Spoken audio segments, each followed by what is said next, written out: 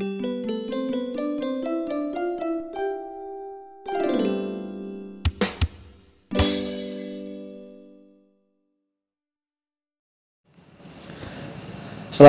warahmatullahi wabarakatuh. Waalaikumsalam warahmatullahi wabarakatuh. Selamat malam para pemirsa semuanya, karena memang umumnya ini malam-malam ya. Ya, ketemu lagi dengan kami. Memang kita itu sering sekali bertemu ya, selalu bertemu ya. Ya, pada momen ini kita akan membahas sedikit mengenai sesuatu yang sedang viral. Jadi di tengah-tengah pandemi corona yang sedang mewabah ini ada banyak hal yang viral. Salah satunya adalah ada takmir masjid itu yang gara-gara masjidnya itu tidak diperkenankan untuk peribadahan sementara tidak diperkenankan untuk peribadahan, kemudian marah-marah akan membongkar masjidnya. Wah, ini menurut Kang Alim bagaimana ini seperti ini? Masjid itu dibongkar itu. Padahal kita mau bangun masjid itu luar biasa loh, Kang. Tapi saya sebelum menyikapi ini lebih jauh, saya berhusnudzon takmir ini dan jajarannya memiliki sebuah inisiatif dibongkar mau dibangun lagi. Iya, semoga seperti itu. Tapi gini kan, yang menjadi realitas sekarang itu banyak di masjid-masjid. Salah satunya di tempat saya itu mau merenovasi masjid saja itu mengumpulkan dana itu susah sekali. Ini sudah jadi mau dibongkar kayak yang mospro. Betul sekali. Yang mospro. Ya. Mubazir sekali. Ya. Kalau memang berita ini benar sesuai dengan apa yang viral, saya menilai takmir itu terlalu lebay, alay. Ya, pengen viral juga. Ya mungkin seperti itu. Yang pertama, dan yang kedua harus banyak yang dipertimbangkan sebenarnya. Apa saja itu? Yang pertama, setiap masjid itu kan statusnya wakaf. Iya. Nah, barang wakaf itu tanpa kepemilikan. Hanya Allah Subhanahu wa taala yang memiliki. Ya. Walaupun katakanlah ada sebagian masjid yang diberikan nama dengan nama orang. Iya. Itu kan hanya sebagai mengenang jasa. Tapi tetap statusnya sebagai wakaf. Maka tidak boleh diapa-apakan dan orang tidak berhak untuk memiliki, bukan statusnya bukan tamlik ya, bukan kepemilikan, tapi statusnya wakaf. Adapun kalau ada takmir itu kan masanya biasanya takmir itu kan dipilih secara periodik, tidak untuk selama-lamanya. Nah, ini sangat gegabah sekali. Orang yang wakaf nanti akan dirugikan, gitu. Bahkan ketika tidak urgent, artinya tidak ada kepentingan yang sangat darurat untuk memberi paku saja di tembok masjid, itu kalau bisa dihindari. Sampai seperti itu ya. Sampai seperti itu. Kenapa? Setiap cuilan material yang terhambur dari ketika kita melakukan, otomatis ada material yang harus dikeluarkan ya, walaupun itu sekecil sekali jumlahnya. Itu kan nanti dia akan terbuang sia-sia. Dan yang biasanya menyaksikan orang ibadah, menyaksikan orang sholat, dia akan terbuang entah kemana. Dan itu sangat dihati-hati sekali. Sampai seperti itu ya. Sampai seperti itu. Makanya ulama-ulama kita dulu kalau andai saja ada masjid yang dibongkar, kemudian ada material-material yang tidak terpakai, itu harus kembali kepada masjid juga. Misalnya dibuat pondasi, kalau seandainya sudah tidak memungkinkan di situ, dialihkan ke masjid lain kalau bisa dimanfaatkan.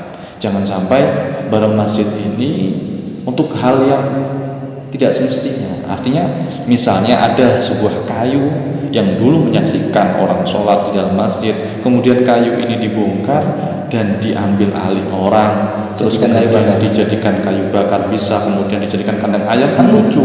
Dulu dia menyaksikan orang sholat, sekarang jadi kandang ayam menyaksikan ayam bertelur. Terus yang lebih parah kan nanti dibuat nolai ayam juga. Nah, jadi derajatnya malah menurun ya. Padahal statusnya itu tetap wakaf. Kasihan orang yang wakaf itu kan, kasihan sekali. Sudah tidak ada pahala yang mengalir. Nah, apalagi mau dibongkar. Dan ini saya rasa terlalu lebay. Takmirnya terlalu lebay. Pelarangan masjid ini kan hanya untuk sementara. Kalau seandainya masa pandemi ini selesai, ya monggo kita aktivitas lagi. Kalau ini menurut sampean kan, kalau menurut sampean itu sebenarnya yang ada di pikirannya takmir itu apa? Kok sampai kemudian dia mau merobohkan masjidnya itu? Ya kalau menurut saya pribadi terlalu egois. Masjid dibangun dengan uangnya umat, kemudian takmir yang hanya diamanai untuk mengurus masjid, kan tidak ada wewenang sebenarnya kan, tidak ada wewenang untuk membongkar itu kecuali atas persetujuan. Ya kan? Walaupun atas persetujuan, ini kan menjadi barang mubadir. Mubadir artinya apa? Membangun dengan uang, dengan tenaga, kemudian dibongkar juga harus dengan tenaga juga, dengan uang juga. Kerja dua kali. Atau mungkin seperti ini kan. Jadi beliau itu semacam memendam amarah. Ya wis lah. Ini daripada masjid, gitu. Daripada masjidnya ini tidak boleh untuk jamaah, tidak boleh untuk acara ibadah. Ya wis, bukan sekalian. Mungkin seperti itu mungkin ya. Saking dongolnya mungkin nanti ya. Itu kan bisa ada seperti itu mungkin. Itu kan egois. Iya. Semua orang ya pasti. Kenapa kok orang itu berat merasa apa ya? Dulunya ibadah gampang, sekarang dilarang. Ya semua orang itu pasti mengalami masa transisi. Artinya transisi ini kan melawan yang susah. Itu kan melawan sebuah kebiasaan. Sebagaimana kita puasa. Sebelum bulan Ramadan kita biasanya sarapan pagi. Nah, melawan kebiasaan sarapan pagi inilah yang menjadi susah. Sebenarnya kalau sekarang kita sudah mulai menikmatinya, artinya kita sudah fine aja dengan kondisi saat ini. Tidak ada masalah, no problem, tidak ada masalah, tidak ada masalah. Atau mungkin gini kan, yang perlu disampaikan itu ini kan sementara, betul ya. Sementara. Seandainya atau misalkan dirobohkan terus kemudian pandemi corona ini sudah dinyatakan zero, terus mau gimana? Mau ibadah gimana? Sudah terlanjur dirobohkan. Alangkah berdosanya ya, alangkah berdosanya. Jangan berusaha.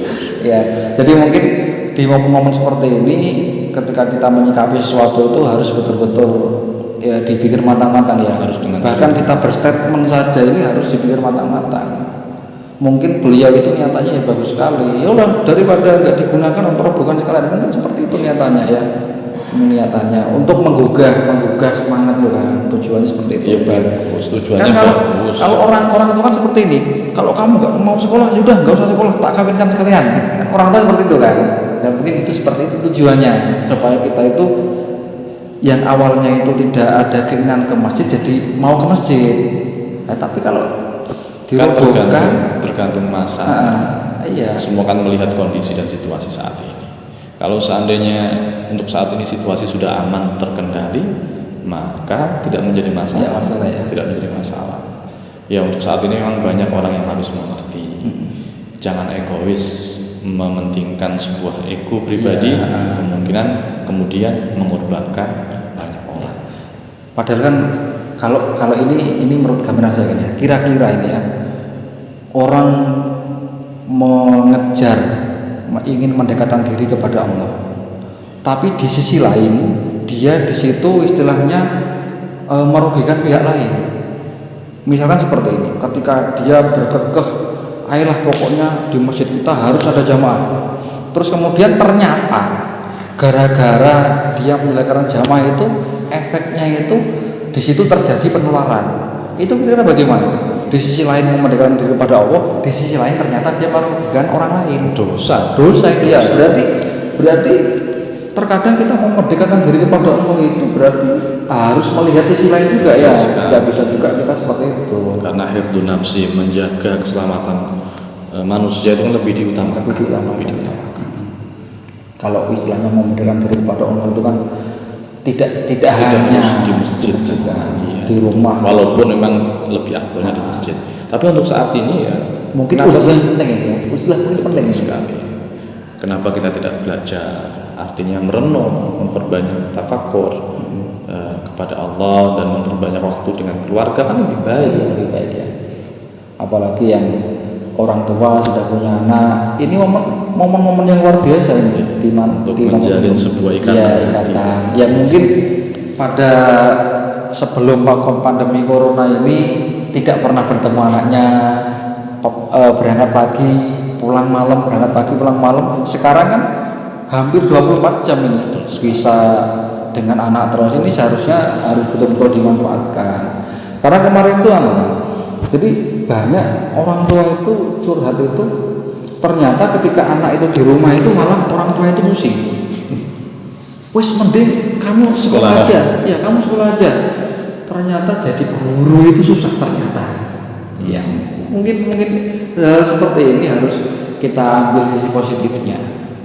Selain itu juga kan ternyata di momen seperti ini itu bapak-bapak itu juga akhirnya mau belajar lagi kan. Karena dipaksa jadi imam kan, dipaksa jadi imam taraweh. Jadi mau nggak mau dia harus belajar minimal amal. Minimal itu surat at-takasur sampai minimal seperti itu. Mau nggak mau ini. Soalnya apa? Anaknya hafalannya sudah banyak, juz 30 sudah hafal, masa bapaknya nggak hafal kan? Akhirnya positif sekali jadi mau seperti ini. Jadi ayolah. Jadi menyikapi sesuatu itu tidak perlu kita gegabah, harus dipikir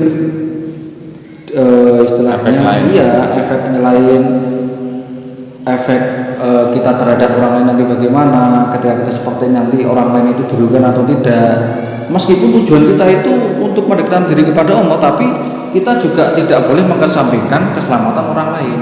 Jadi kita dekat kepada Allah, tapi kita juga tidak boleh merugikan orang lain. Ya, jadi di momen seperti ini pesan kami apa? Yaitu monggo Kang, pesannya apa? Ya, banyak berpikir sebelum bertindak ya. Terus kemudian ayo disaring sebelum di-sharing. Itu penting sekali ya. Jangan kemudian ada informasi apa karena ini dari Ustadz kepercayaan saya ini di-sharing kemana-mana, itu bahaya sekali. Harus kita saring ya. Kita harus di momen seperti ini harus pintar-pintar menyaring informasi ya. Mungkin dari kami cukup itu dulu. Wassalamualaikum warahmatullahi wabarakatuh. Waalaikumsalam.